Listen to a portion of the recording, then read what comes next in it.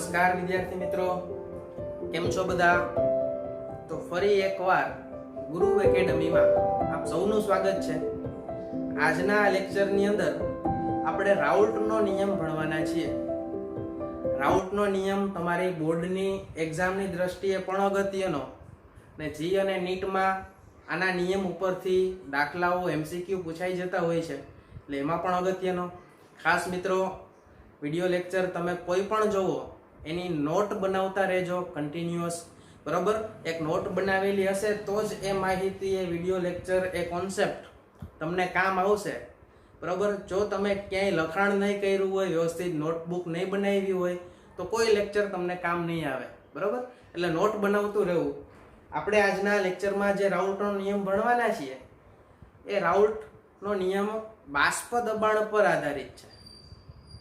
એટલે આપણે સૌથી પહેલા બાષ્પ દબાણ એટલે શું એ સમજશું, ત્યારબાદ રાઉલ્ટનો નિયમ છે એ ભણશું. તો સરસ ટાઇટલ આપી દો ભાઈ. આજનું પહેલું જ ટાઇટલ,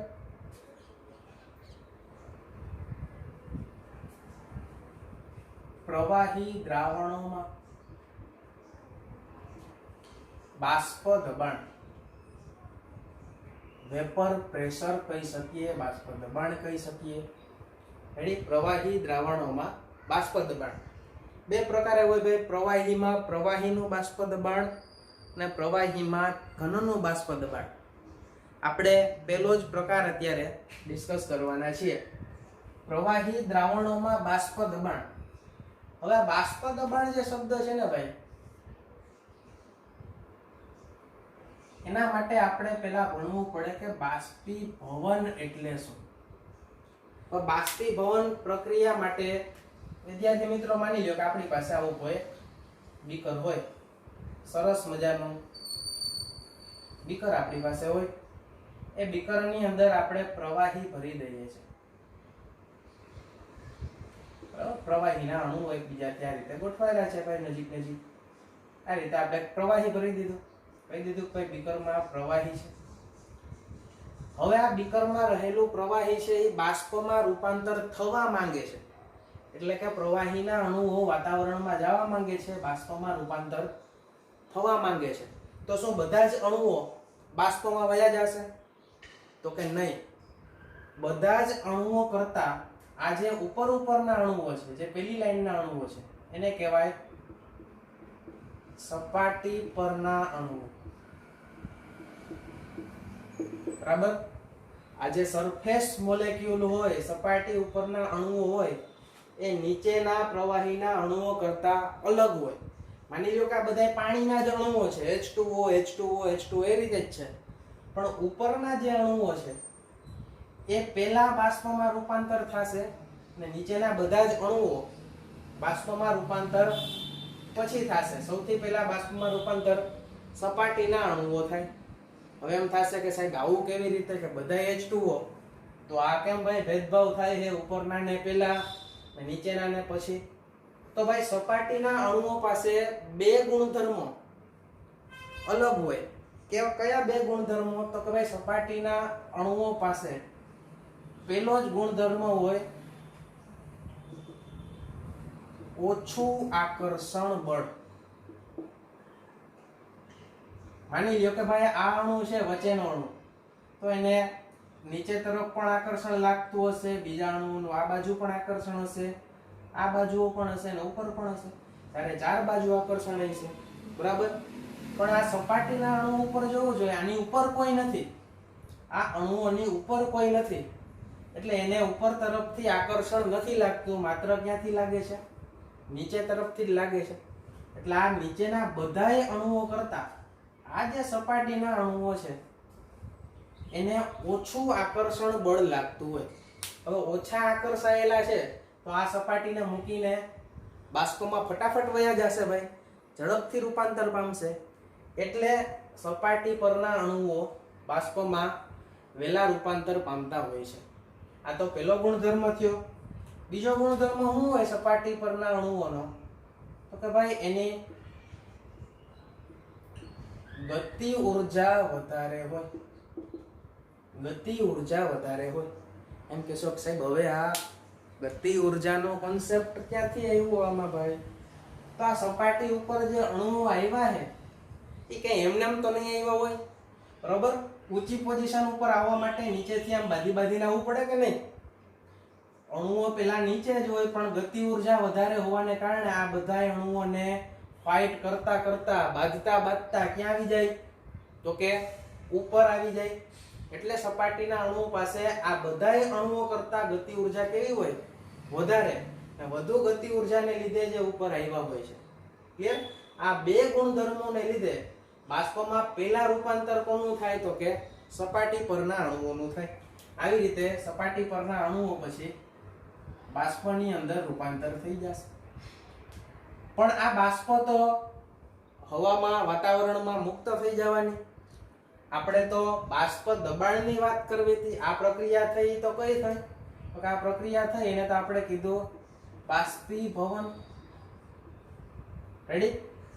પણ જો આ પાત્ર બંધ હોત તો આ બાષ્પ છે એ પોતે કંઈક પ્રેશર જનરેટ કરે, કંઈક દબાણ લગાડે, ત્યારે આપણે બાષ્પ દબાણ કહી શકત. એટલે અહીંથી આપણે બાષ્પીભવન પ્રક્રિયા ખબર પડી. એક વસ્તુ એ પણ ખબર પડી કે ભાઈ બાષ્પ દબાણનો અભ્યાસ બંધ પાત્રમાં થવો જોઈએ અથવા થાય છે. ક્લિયર? તો આપણે એક બંધ પાત્ર લઈ લઈએ. હવે માની લો કે આપણી પાસે એક બંધ પાત્ર છે. તમે કહેશો સાહેબ આ ક્યાં બંધ છે? કરું છું ભાઈ બંધ. થઈ ગયું ભાઈ બંધ પાત્ર. બંધ પાત્રની અંદર આપણે પ્રવાહી લઈ લઈએ. બરાબર? અત્યારે ખાલી પ્રવાહી જ છે, દ્રાવક જ છે, એની અંદર કાંઈ ઉમેર્યું નથી, દ્રાવણ બનાવ્યું નથી, ખાલી પ્રવાહી છે. આપણે એને કહી શકીએ કે ભાઈ શુદ્ધ દ્રાવક. બરાબર? પ્રવાહીને નામ આપી દઈએ કે ભાઈ એ. આવી રીતે આપણી પાસે એક પ્રવાહી છે. ભાઈ તાપમાન આપશું, આ પ્રવાહીના પણ આ સપાટીના અણુઓ છે. ક્યાં જશે? તો કે બાષ્પમાં રૂપાંતર પામશે.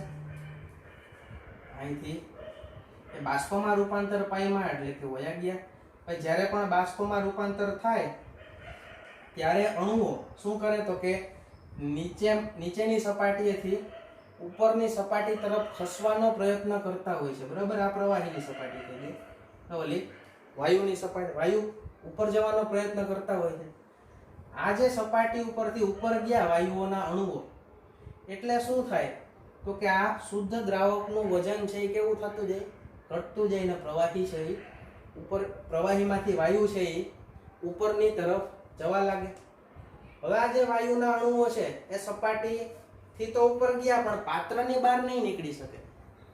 પાત્રની બહાર નહીં નીકળી શકે એટલે શું થશે કે ભાઈ પાત્રની દિવાલો પર દબાણ કરશે. એ દબાણને જ આપણે શું કહીએ છીએ? તો કે બાષ્પ દબાણ.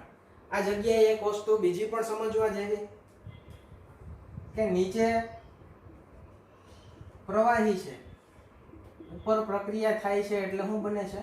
તો કે વાયુ બને છે. બરાબર? પ્રવાહી. માની લો કે પાણી હોય તો આ નીચે છે એ H2O લિક્વિડ છે ને અહીં ઉપર છે એ H2O ગેસ ફોર્મમાં છે. તો ભાઈ લિક્વિડમાંથી ગેસ ફોર્મમાં જવું એ પ્રક્રિયાને તો આપણે શું કીધું? બાષ્પીભવન કીધું. બાષ્પીભવન, વેપરાઇઝેશન. પણ આ અણુઓ જે બાષ્પમાં રૂપાંતર પામ્યા છે એ જાજો સમય ત્યાં રહી નહીં શકે, કારણ કે પાત્રની બહાર તો જવાની મનાઈ છે ભાઈ. જો પાત્ર બંધ છે તો શું થશે કે ભાઈ આ અણુઓ એકબીજા સાથે જોડાય ફરી પાછું કેમાં આવતું જતું હોય? તો કે પ્રવાહીમાં રૂપાંતર પામતા હોય. બરાબર? પ્રવાહીમાંથી બાષ્પમાં, બાષ્પમાં એ અણુઓ પાછા એકબીજા સાથે જોડાય ફરી પાછું પ્રવાહીમાં રૂપાંતર થાય. એટલે કે આ જ પ્રક્રિયા પાછી ઊંધી પણ થાય. બાષ્પમાંથી એટલે કે વાયુમાંથી પ્રવાહી બને. પ્રવાહીમાંથી જ્યારે વાયુ બન્યો ત્યારે આપણે શું કીધું? બાષ્પીભવન થાય છે. વાયુમાંથી પ્રવાહી થાય ત્યારે બે અણુઓ વાયુઓના, બે એટલે એક કરતા વધુ અણુઓ એકબીજા સાથે શું થાય? જોડાય. એ પ્રક્રિયાને કહેવાય સંઘનન પ્રક્રિયા. એટલે રિટર્ન જે પ્રક્રિયા થાય છે એ કઈ પ્રક્રિયા થાય? સંઘનન પ્રક્રિયા. બરાબર? બાષ્પીભવન અને સંઘનન. આ બે પ્રક્રિયાનો વેગ કેવો હોય? સમાન હોય. વેગ સમાન હોય ત્યારે આપણે કહી શકીએ કે ભાઈ આ પ્રક્રિયા કેમાં છે? તો કે ગતિશીલ સંતુલનમાં છે. ગતિશીલ સંતુલનમાં છે એટલે કે પ્રવાહીમાંથી વાયુ બનવાનો વેગ અને વાયુમાંથી પ્રવાહી બનવાનો જે વેગ છે એ સમાન છે. આવી સ્થિતિએ આપણે કહી શકીએ કે ભાઈ પ્રવાહીની સપાટી ઉપર રહેલા વાયુઓના અણુનું દબાણ એટલે બાષ્પ દબાણ. ક્લિયર? બાષ્પ દબાણની વ્યાખ્યા યાદ રાખજો ભાઈ. સાવ સિમ્પલ. પ્રવાહીની સપાટી ઉપર રહેલા વાયુઓનું દબાણ એટલે બાષ્પ દબાણ. બરોબર? તો બાષ્પ દબાણ ખ્યાલ આવ્યો તો એના પછી આપણે જોઈએ બાષ્પ દબાણ પર અસર કરતા પરિબળો. ખાસ મિત્રો આટલું નોટ કરો તો એના પરિબળોની ચર્ચા આપણે કરીએ. ફટાફટ નોટ કરી લ્યો મિત્રો.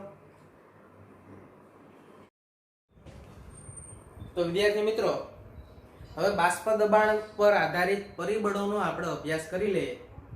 એના પહેલા એક વસ્તુ ખાસ યાદ રાખજો કે ક્યારેય પણ આપણે શુદ્ધ પદાર્થનું બાષ્પ દબાણ છે એ લખવું હોય, માની લો કે આગળના ઉદાહરણમાં આપણે પ્રવાહી લીધું હતું એ, બરાબર? તો એ પ્રવાહી જો શુદ્ધ અવસ્થામાં હોય તો એનું બાષ્પ દબાણ એટલે પ્રેશર PA0 કહી દેવાનું. બરાબર? પ્રેશર ઓફ A એટલે કે એ પદાર્થનું બાષ્પ દબાણ PA ને ઉપર 0 લખી દેવાનું. એ 0 શું દર્શાવે છે કે ભાઈ એ પદાર્થ શુદ્ધ અવસ્થામાં છે. જો શુદ્ધ અવસ્થામાં ન હોય તો 0 લખવાનો ન હોય. બરોબર? આગળ ઉપર આપણે એની ચર્ચા કરશું જ. અત્યારે આપણે બાષ્પ દબાણ ઉપર અસર કરતા પરિબળોની વાત કરીએ તો ભાઈ બાષ્પ દબાણ પર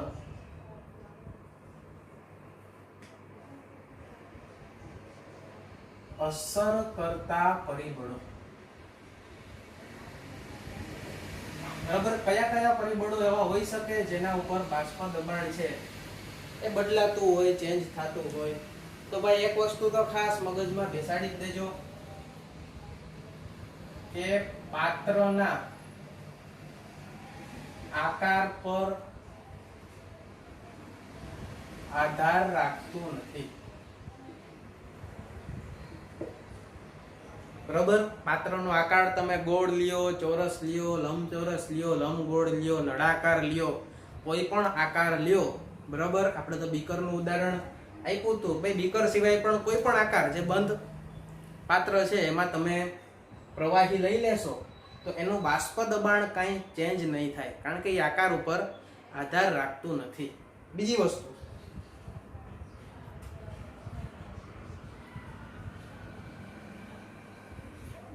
પ્રવાહીનો સ્વભાવ. બરાબર? પ્રવાહીના સ્વભાવ પર આધાર રાખે છે. ઉદાહરણ આપી દઈએ ભાઈ. માની લ્યો કે તમારી પાસે પાણી છે H2O અને તમારી પાસે એક સારું પાણી છે. સારું પાણી એટલે પીવા યોગ્ય પાણી C2H5OH, ઇથાઇલ આલ્કોહોલ. વાહ સાહેબ, કેવું સારું પાણી કહેવાય.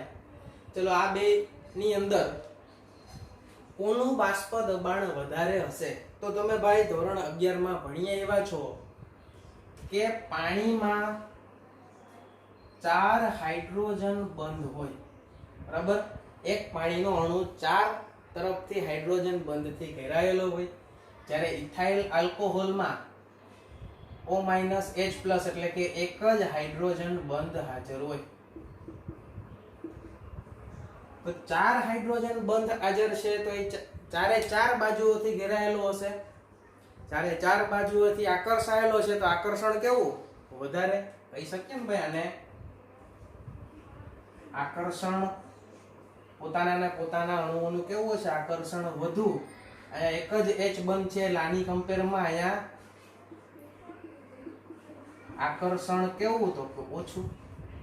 જેનું આકર્ષણ ઓછું હોય છે એ જ ફટાફટ બાષ્પમાં રૂપાંતર થઈ શકશે ને. H2O બાષ્પમાં રૂપાંતર થવા માંગશે પણ એના અણુઓ એને પકડીને રાખે હાઇડ્રોજન બંધથી એટલે એમ જવા નહીં દે. જ્યારે ઇથાઇલ આલ્કોહોલ ફટાફટ બાષ્પમાં રૂપાંતર પામી જશે. આના કમ્પેરમાં આ થોડું વધારે બાષ્પમાં રૂપાંતર પામશે. એટલે આપણે કહી શકીએ કે ભાઈ બાષ્પ દબાણ જો શુદ્ધ ઇથાઇલ આલ્કોહોલ છે તો P0, ઇથાઇલ આલ્કોહોલ લખી નાખીએ C2H5OH. પાણીનું બાષ્પ દબાણ શુદ્ધ પાણી છે એટલે P0 અને H2O. આ બેના બાષ્પ દબાણમાં ઇથાઇલ આલ્કોહોલનું બાષ્પ દબાણ વધારે હશે. બીજી વસ્તુ કે બાષ્પ દબાણ છે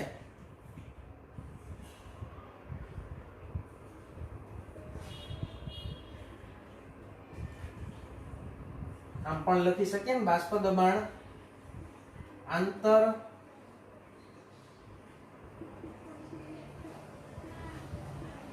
આણ્વીય આકર્ષણ બળોના વ્યસ્ત પ્રમાણમાં છે. જેમ આકર્ષણ બળો વધે,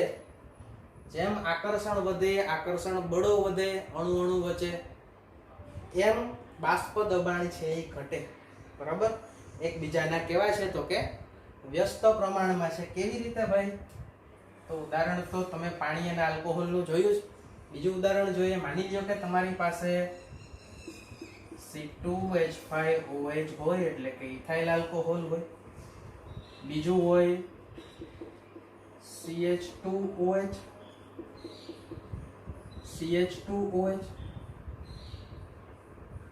ત્રીજું ઉદાહરણ હોય CH2OH, CH2OH. બરાબર, આ ત્રણ પદાર્થોને તમે સારી રીતે ઓળખો છો ભાઈ. પેલો જે પદાર્થ છે એને તમે આલ્કોહોલ કહો છો, ઇથાઇલ આલ્કોહોલ. આને આપણે કહેતા હોય ઇથિલિન ગ્લાયકોલ.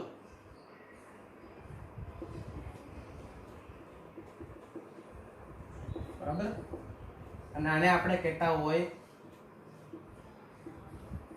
ગ્લિસરોલ. તો ત્રણે ત્રણ તમારી પાસે છે ભાઈ, ઇથેનોલ, ગ્લાયકોલ અને ગ્લિસરોલ. આ ત્રણમાંથી કોનું બાષ્પ દબાણ વધુ અને કોનું બાષ્પ દબાણ ઓછું? તો જોવું જોઈએ. આમાં એક જ OH બંધ છે એટલે એમાં આકર્ષણ બળ ઓછા હશે. આમાં બે OH બંધ છે તો આકર્ષણ બળ વધી જાય. કારણ કે હાઇડ્રોજન બંધ વધે ને, OH જેમ વધે એમ હાઇડ્રોજન બંધની સંખ્યા વધવાની. અહીંયા 3 OH છે એટલે અહીંયા હાઇડ્રોજન બંધ આના કરતા પણ વધુ હોય છે. તો અહીંયા હાઇડ્રોજન બંધ વધુ એટલે આંતર આણ્વીય આકર્ષણ સૌથી વધારે. અહીંયા હાઇડ્રોજન બંધ ઓછા એટલે આકર્ષણ ઓછું. અહીંયા એનીથી ઓછા એટલે આકર્ષણ સૌથી ઓછું.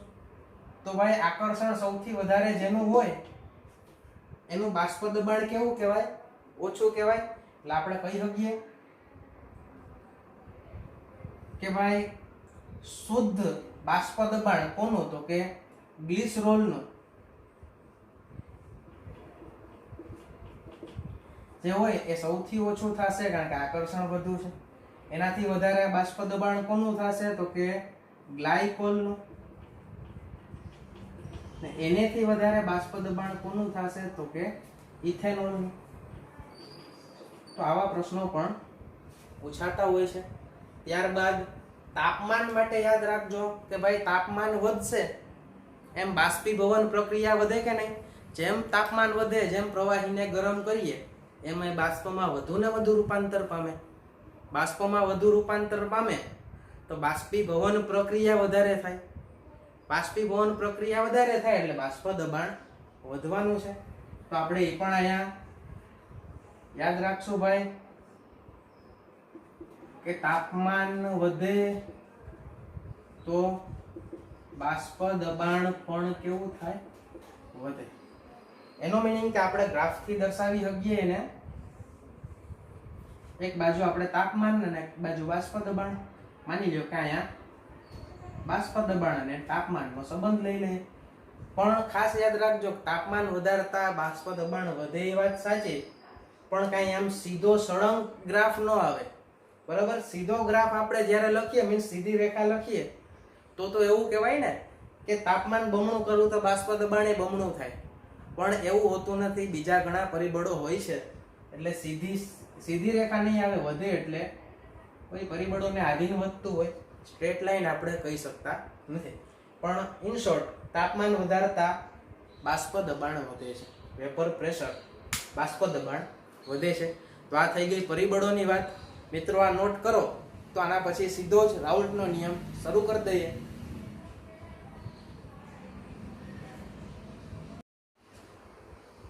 તો વિદ્યાર્થી મિત્રો, બાષ્પ દબાણ ઉપર આધારિત પરિબળોનો અભ્યાસ કર્યો. માની લો કે કોઈ પદાર્થ છે, પદાર્થ, એ પદાર્થ ઉપર પણ બાષ્પ દબાણ આધારિત છે. પદાર્થ બે પ્રકારના હોય. એક પદાર્થ હોય બાષ્પશીલ અને એક હોય અબાષ્પશીલ. ક્લિયર? બાષ્પશીલ જે પદાર્થ હોય છે એ બાષ્પમાં રૂપાંતર થઈ શકે, બાષ્પમાં રૂપાંતર થઈ શકે.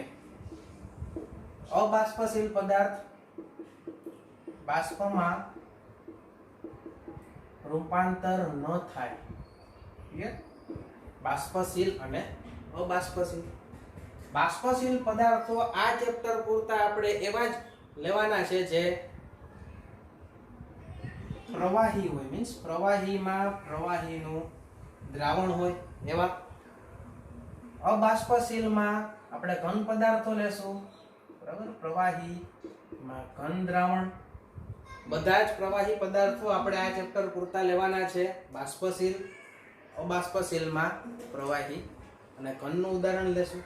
બરાબર, તમને આવા ઉદાહરણો આખા ચેપ્ટરમાં કયા કયા મળશે? તો કે ભાઈ બેન્ઝીન છે, પાણી છે, સરસ મજાનું પીણું ઇથાઇલ આલ્કોહોલ છે. બરાબર, આ બધા બાષ્પશીલ પ્રવાહી છે. અબાષ્પશીલમાં તમને આ ચેપ્ટરમાં વધુ ને વધુ જોવા મળશે તો કે યુરિયા, સુક્રોઝ. બરાબર, સુક્રોઝ એટલે સાદી ભાષામાં આપણે ખાંડ કહેતા હોય. પછી ગ્લુકોઝ છે વગેરે. ક્લિયર? એ બધા અબાષ્પશીલ છે. રાઉલ્ટે બંને માટે નિયમ આપ્યો, બાષ્પશીલ માટે પણ આપ્યો અને અબાષ્પશીલ માટે પણ આપ્યો. પણ આજના લેક્ચરમાં આપણે બાષ્પશીલનો નિયમ, બરાબર, રાઉલ્ટનો બાષ્પશીલ પદાર્થ માટેનો નિયમ છે, એનો અભ્યાસ આપણે કરવાના છીએ. મેન વસ્તુ યાદ રાખજો કે ભાઈ બાષ્પશીલ પદાર્થો બાષ્પમાં રૂપાંતર પામતા હોય એટલે એનું બાષ્પ દબાણ કાંઈક તો હોવાનું જ. બરાબર, ભલે ઓછું હોય કે વધુ હોય, એમાં કાંઈક તો બાષ્પ દબાણ હોવાનું જ. એટલે ભાઈ જે બાષ્પમાં રૂપાંતર પામે એનું બાષ્પ દબાણ કોઈ દી ઝીરો ન હોય. જે બાષ્પમાં રૂપાંતર પામે એની બાષ્પ બને છે તો એનું દબાણ વધે છે. એટલે બાષ્પ દબાણ આ લોકોનું ક્યારેય બાષ્પશીલ પદાર્થોનું ઝીરો હોતું નથી. અબાષ્પશીલની વાત કરીએ તો ભાઈ જે બાષ્પમાં જ રૂપાંતર નથી પામતા એવા, એટલે કે અબાષ્પશીલ, એનું બાષ્પ દબાણ હંમેશા કેવું હોય? તો કે ઝીરો હોય. તો ભાઈ આમાં નોટ ઇક્વલ ટુ ઝીરો અને આમાં ઇક્વલ ટુ ઝીરો યાદ રાખજો. ચલો, આના પછી આપણે રાઉલ્ટનો નિયમ શરૂ કરી દઈએ. તમે નોટ કરી જ લીધું હશે. ચલો 1 2 3 સ્ટાર્ટ કરી દઈએ ભાઈ.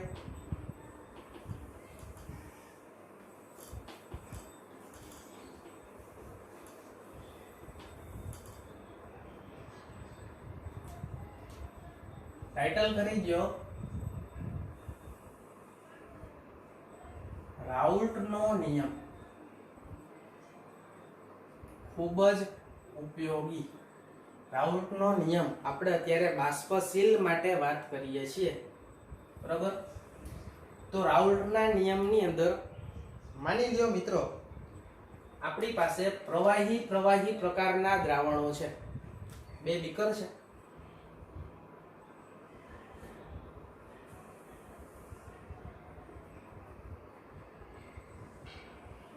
બરાબર, આપણે તમને કીધું જ છે કે ભાઈ બાષ્પ દબાણની જ્યારે વાત કરવાની થાય ત્યારે બંધ પાત્ર લેવાનું થશે. એટલે આપણા પાસે આ બંને બીકર છે. બંને બીકરમાં આપણે પ્રવાહી ભરી દઈએ છીએ.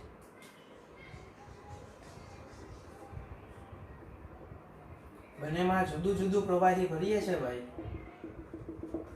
આ પાત્રની અંદર જે આપણે પ્રવાહી ભર્યું છે એને નંબર આપી દઈએ, નામ આપી દઈએ કે ભાઈ 1.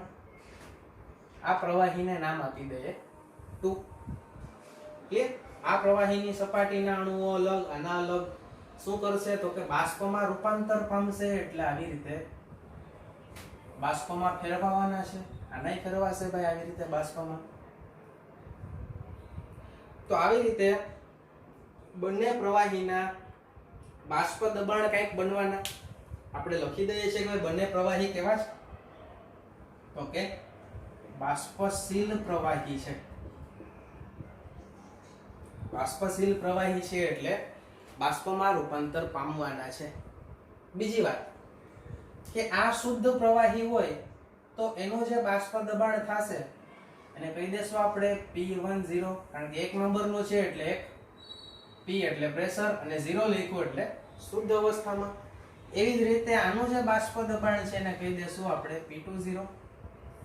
ક્લિયર? કારણ કે શુદ્ધ અવસ્થામાં છે.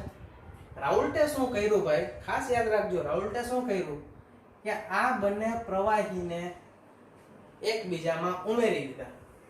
એટલે આપણી પાસે શું થયું કે એક દ્રાવણ તૈયાર થઈ ગયું. પેલા બે શુદ્ધ હતા, હવે બેનું દ્રાવણ તૈયાર થઈ ગયું છે ભાઈ.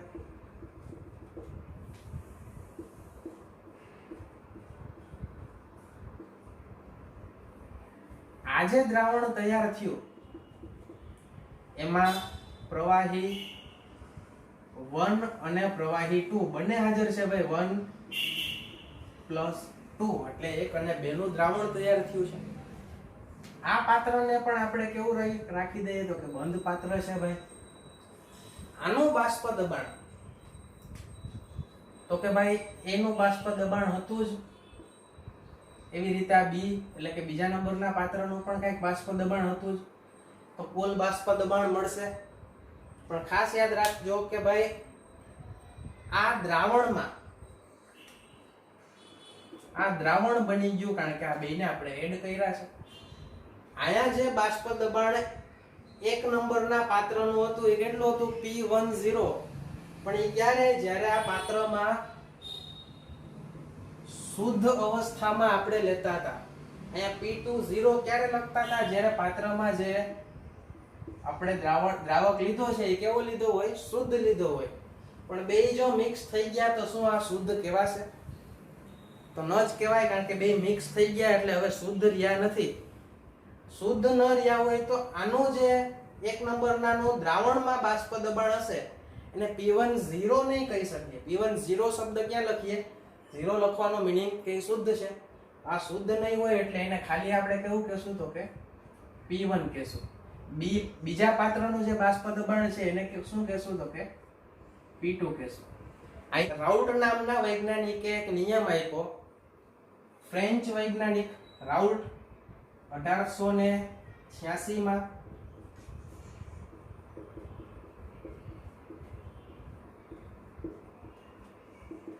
રાઉલ્ટ દ્વારા એક નિયમ આપવામાં આવ્યો. નિયમ શું હતો કે ભાઈ દ્રાવણનું બાષ્પ દબાણ તે દ્રાવણમાં રહેલા ઘટકોના મોલ અંશના સમપ્રમાણમાં હોય છે.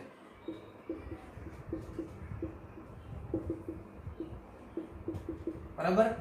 1 અને 2 બંને પ્રવાહીઓ આપણે લીધા છે. તો 1 નંબરના પ્રવાહીના કેટલા મોલ અંશ અને બીજા નંબરના પ્રવાહીના કેટલા મોલ અંશ આ દ્રાવણમાં હાજર છે એના ઉપર આધારિત છે કે ભાઈ બાષ્પ દબાણ કુલ દ્રાવણનું કેટલું થશે. તો ખાસ યાદ રાખજો કે ભાઈ માની લો કે આપણી પાસે 1 નંબરનો જે પ્રવાહી છે એનું બાષ્પ દબાણ એટલે કે P1. બરાબર? કારણ કે હવે શુદ્ધ નથી રહ્યું એટલે P10 નહીં લખીએ, ખાલી P1. એ કોના ઉપર આધારિત છે તો કે એક નંબરના મોલ અંશ ઉપર એક નંબરના ઘટકના મોલ અંશ એટલે કે કહી શકીએ x1 મોલ અંશને કહેવાય x થી દર્શાવીએ છીએ, બરાબર. પછી 2 નંબરના પ્રવાહીનું બાષ્પ દબાણ જેને આપણે કહેશું P2 એ કોના ઉપર તો કે એના મોલ અંશ ઉપર એટલે કે x2 ઉપર આધારિત છે. હવે આ સમપ્રમાણતાની નિશાની કાઢવા માટે આપ સૌ જાણો છો કે આપણે કંઈક અચળાંક મૂકવો પડે. મૂકી દેશું ભાઈ P1 બરોબર kx1, અહીં લખશું P2 બરોબર kx2. ક્લિયર? હવે માની લ્યો કે ભાઈ આપણે k ની કિંમત શું એ ખબર ન હોય તો આપણે ધારી લઈએ. ધારો કે x1 બરોબર 1 છે. તમને બધાને ખબર છે કે કુલ મોલ અંશનો સરવાળો કેવો થાય તો કે 1 થાય.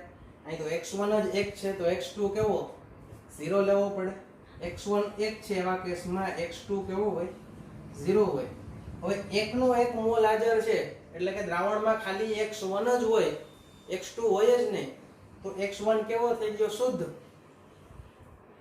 ચલો પહેલા આપણે આ x1 ની કિંમત અહીં 1 મૂકી દઈએ તો કે ભાઈ P1 બરોબર k * x1 ની જગ્યાએ 1. હવે જ્યારે x1 1 છે એટલે દ્રાવણ કેવું હોય, દ્રાવક કેવું હોય શુદ્ધ હોય. અને શુદ્ધ દ્રાવકનું બાષ્પ દબાણ કયું હોય તો કે P10 એટલે અહીંથી લખી શકીએ કે ભાઈ P10 આ બાષ્પ દબાણ P10 થઈ જશે. જ્યારે k * 1 હશે ત્યારે એટલે k ની કિંમત કેવી મળી ગઈ તો કે P10 મળી ગઈ. હવે એને આપણે સૂત્રમાં મૂકી શકીએ. આપણી પાસે સૂત્ર હતું P1 બરોબર kx1.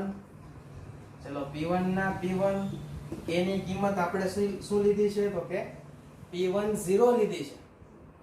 તો અહીં લઈ લઈએ P10 * x1 ના x1. ખાસ યાદ રાખજો અહીં ઘણા મિત્રો છે એ મિસ્ટેક કરતા હોય છે કે ભાઈ જ્યારે x1 1 લઈ લઈએ ત્યારે x2 0 થઈ જાય. મીન્સ આ 1 છે આના મોલ અંશ 1 છે ને બીજાના મોલ અંશ 0 છે એટલે આખા દ્રાવણમાં શું હોય આ એક જ હોય. આ એક જ હોય તો એ અશુદ્ધ કહેવાય જ નહીં ને, તો એ શુદ્ધ કહેવાય. 1 લઈએ જ્યારે કિંમત ત્યારે શુદ્ધ થઈ જાય. શુદ્ધ માટે બાષ્પ દબાણ કેટલું હોય P10 એટલે આપણે P1 ની જગ્યાએ શું મૂક્યું P10. એવી રીતે આપણે k ની કિંમત ગોતી લીધી ને આ k ની કિંમત ફરી પાછી આ સૂત્રમાં જ મૂકી છે. P1 બરોબર kx1, k ની જગ્યાએ આપણે મૂક્યું એની કિંમત P10. આવી રીતે આપણે P2 માટે પણ લખી શકીએ ને. P2 બરોબર kx2 એટલે P2 બરોબર P20 * x2. આવી રીતે. ક્લિયર? અહીંયાથી એક વસ્તુ યાદ રાખજો, અહીંયાથી ડાલ્ટન નામના વૈજ્ઞાનિકનો આંશિક દબાણનો નિયમ છે એ તમને આવડવો જોઈએ. ડાલ્ટને શું કીધું હતું કે ભાઈ કુલ બાષ્પ દબાણ, દ્રાવણનું કુલ બાષ્પ દબાણ એ બંને ઘટકોના બાષ્પ દબાણના સરવાળા જેટલું હોય. એટલે આપણે કહી શકીએ કે ભાઈ કુલ બાષ્પ દબાણ બરોબર P1 + P2 બરોબર. પછી P2 + P1 લખો કે P1 + P2 લખો, સરવાળો જ છે ભાઈ. કુલ બાષ્પ દબાણને આપણે કહેશું P total બરાબર P2 + P1. આ બંનેની કિંમત મૂકી દઈએ. જો P2 ની કિંમત શું છે તો કે P20 * x2. ચલો ભાઈ P total P2 ની કિંમત મૂકી P20 * x2 પ્લસ P1 ની કિંમત મૂકી P10 * x1. ચલો હવે P20 * x2 એમને એમ રાખીએ પ્લસ P10 એમને એમ રાખીએ. x1 ની જગ્યાએ આપણે x2 વાળી કિંમત મૂકવાની છે. તમને બધાને ખબર હોય કે ભાઈ x1 + x2 બરોબર 1 થાય. આપણે x1 ની કિંમત જોઈએ તો 1 - x2 કરી શકીએ. તો x1 ની જગ્યાએ આપણે 1 - x2 x1 ની જગ્યાએ મૂકી દઈએ 1 - x2. ચલો હવે P20 * x2 આ P10 અંદર ગુણાય એટલે P10 * 1 P10 - P10 x2. ચલો x2 વાળા બે પદ છે, x2 સામાન્ય કાઢ લઈએ આ બાજુ શું વધે તો કે P20 માઈનસ P10 અને પ્લસ આ P10 તો હતું ઈ તો એમને આ મળી ગયું આપણે P ટોટલ ને આ રાઉટના નિયમનું સૂત્ર થઈ ગયું બરોબર. ફટાફટ અહીંયા તમને એ સૂત્ર લખી દઉં છું. P ટોટલ બરોબર P10 plus P20 minus P10 into x2. આ સૂત્રને વિદ્યાર્થી મિત્રો ભૂલતા નહીં. આના ઉપરથી આપણે દાખલાઓની ગણતરી કરશું. ફટાફટ મિત્રો આટલું નોટ કરી લ્યો. ત્યારબાદ રાઉટના નિયમનો ગ્રાફ આપણે જોઈ લઈએ. વિદ્યાર્થી મિત્રો રાઉટનો નિયમ તારવ્યા પછી એનો આલેખ જોઈ લઈએ તો તમને સૂત્ર ઉપરથી ખ્યાલ આવ્યો જ હશે કે ભાઈ બાષ્પ દબાણ છે અને મોલ અંશ છે. આ બંનેનો જ આલેખ દોરવો પડે એટલે કે બાષ્પ દબાણ વિરુદ્ધ મોલ અંશનો આપણે આલેખ દોરશું. બાષ્પ દબાણ વિરુદ્ધ મોલ અંશનો આલેખ. ક્લિયર? તો ભાઈ આપણે આવી રીતે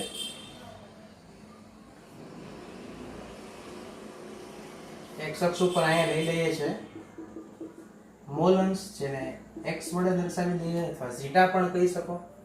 અહીંયા લઈ લઈએ આપણે બાષ્પ દબાણ. બાષ્પ દબાણને વેપર પ્રેશર કહેવાય એટલે કે Vp વડે દર્શાવી દઈએ. ખાસ યાદ રાખશો મિત્રો કે ભાઈ આપણો જે ઘટક 1 હતો એના મોલ અંશ x1, ઘટક 2 હતો બીજું બીકર એના મોલ અંશ x2. અહીંયા પણ x1 અને x2. ખાસ યાદ રાખવાનું કે ભાઈ x1 આ જગ્યાએ શુદ્ધ અવસ્થામાં એટલે કે ઘટક 1 અહીંયા શુદ્ધ અવસ્થામાં હોય તો એના મોલ અંશ પૂરેપૂરા કેટલા હોય? 1 હોય. જો x1 1 હોય એ ધીમે ધીમે ઘટતું જાય ને અહીંયા x1 0 એ પહોંચે.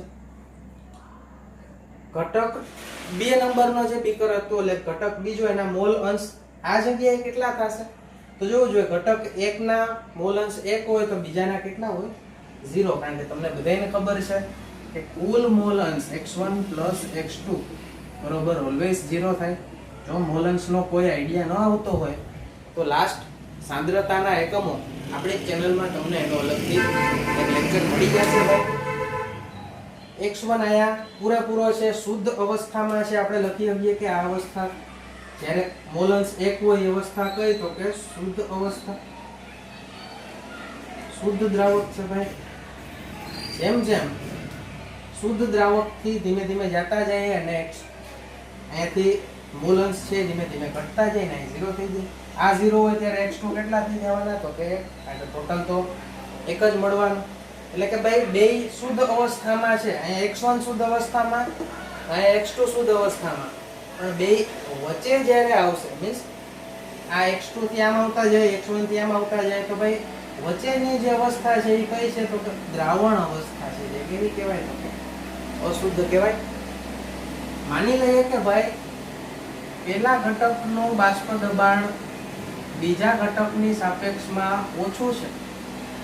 બરાબર? બે ઘટકો કયા કયા છે બીકરમાં એની વાત નથી કરી આપણે. એટલે કે ભાઈ પહેલા ઘટકનું બાષ્પ દબાણ બીજા ઘટક કરતા ઓછું છે એવું આપણે ધારીએ તો માની લો કે ભાઈ ઘટક A નું શુદ્ધ અવસ્થામાં બાષ્પ દબાણ અહીંયા હોય એને આપણે કહીએ P10. ઘટક 2 નું શુદ્ધ અવસ્થામાં બાષ્પ દબાણ પહેલા કરતા વધારે એટલે આને કહી દઈએ આપણે P20. ઘટક 1 ની વાત કરું x1 તો ક્યાં હતું તો કે 0 હતું આ જગ્યાએ. જ્યારે એના મોલ અંશ 0 ત્યારે એનું બાષ્પ દબાણ પણ કેટલું? 0. અહીંયા મોલ અંશ કેટલા થયા તો કે 1. ત્યારે બાષ્પ દબાણ કેટલું થયું તો કે પૂરેપૂરું P10. તો ભાઈ ઘટક 1 માટે આપણે કહી શકીએ આવી રીતે 0 થી P10 સુધી આવે છે. ઘટક 2 ના મોલ અંશ જોવો જોઈએ અહીંયા 0 છે એટલે એનું બાષ્પ દબાણ અહીંયા 0 થશે. ઘટક 2 ના મોલ અંશ અહીંયા 1 છે એટલે ત્યારે એનું બાષ્પ દબાણ શુદ્ધ અવસ્થા છે એટલે P20 થશે. એટલે આપણે કહી શકીએ કે ભાઈ ઘટક 2 છે અહીંયા 0 થી લઈ P20 સુધી જાય છે. અહીંયા શુદ્ધ અવસ્થા છે એટલે P10, પણ જેમ આગળ જાય એમ ઘટક 2 પણ એમાં ઉમેરાય છે, બરોબર. એટલે આ જગ્યાએ આપણે કહી શકશું કે ભાઈ ઘટક A નું દબાણ હશે P1, આ જગ્યાએ કહી શકશું ઘટક 2 નું દબાણ હશે P2, કારણ કે અહીંયા દ્રાવણ અવસ્થા છે. જો શુદ્ધમાં આવ્યા તો P10, શુદ્ધમાં ગયા ઓલી બાજુ તો P20. હવે કુલ બાષ્પ દબાણ એટલે કે P ટોટલ એ આ બે બાષ્પ દબાણના એટલે કે P10, P20 ના અને P1, P2 ના સરવાળા જેટલું, એટલે કે આજે આપણે લાઈન ડ્રો કરી છે કે P ટોટલ કુલ બાષ્પ દબાણ કોના બરાબર, તો કે P1 plus P2 ના સરવાળા જેટલું થાય. ક્લિયર? તો આ થઈ ગયો રાઉટના નિયમ ઉપરથી એનો આલેખ. ખાસ નોટ કરી લેજો મિત્રો. કુલ બાષ્પ દબાણ એ ઘટક A ના દ્રાવણમાં બાષ્પ દબાણ અને ઘટક B ના દ્રાવણમાં બાષ્પ દબાણના સરવાળા જેટલું થશે, બરાબર. તો અહીંયા રાઉટનો નિયમ કમ્પ્લીટ થાય છે. નેક્સ્ટ લેક્ચરમાં એના ઉદાહરણો, દાખલાઓ જોઈ લેશું. અને રાઉટનો નિયમ ઘન પ્રવાહી પ્રકારના દ્રાવણ માટે એટલે કે અબાષ્પશીલ દ્રાવ્ય માટે આપણે જોઈ લેશું. ત્યાં સુધી મહેનત કરતા રહ્યો અને અભ્યાસ કરતા રહ્યો, હસતા રહ્યો.